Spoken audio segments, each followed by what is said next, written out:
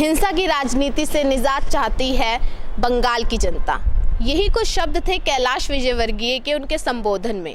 जी हम बात कर रहे हैं बंगाल के चुनाव के और बाकी जो 5 राज्यों में चुनाव होने हैं उनकी।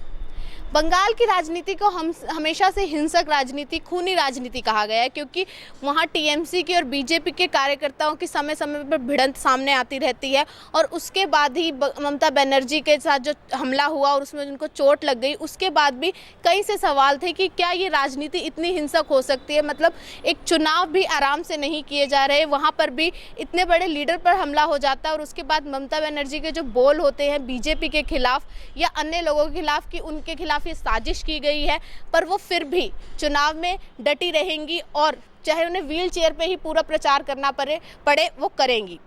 उसके बाद कैलाश विजयवर्गीय का ये कहना कि अब बंगाल की जनता जो इतने लंबे समय से जो हिंसक राजनीति है या खूनी राजनीति जो चलती आ रही है उससे निजात चाहती है, इसलिए अब बीजेपी का उदय होगा बंगाल में।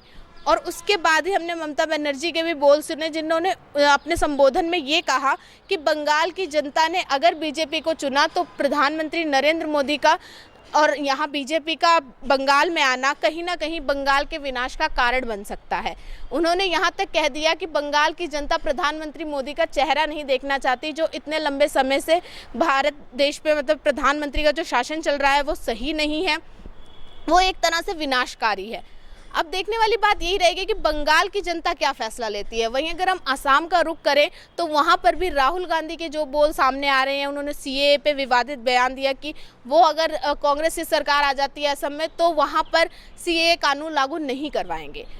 ऐसी तरह की राजनीति चलना तो अब कहीं ना कहीं सारा जो दामोदार है वो जनता पर है कि आखिर जनता क्या फैसला लेती है, किन पार्टियों की सरकार कौन कौन से राज्यों में आती है। और इनमें सबसे गर्म मुद्दा बंगाल का है, क्योंकि बंगाल में एक लंबे समय से टीएमसी का राज रहा है और वहाँ बीजेपी का एकदम वर्चस्व में आना कहीं ना कहीं ये दिखा रहा है कि शायद बीजेपी बंगाल की जो सत्ता है उस पर कब्जा कर सकती है। पर अभी भी ये सारी जो जितने भी गणनाएं लगाई जा रही हैं या अंदाजे लगाए जा रहे हैं वो 2 मई तक जो फैसला आएगा उसमें पता चल पाएगा कि आखिर बंगाल की जनता का क्या फैसला रहा।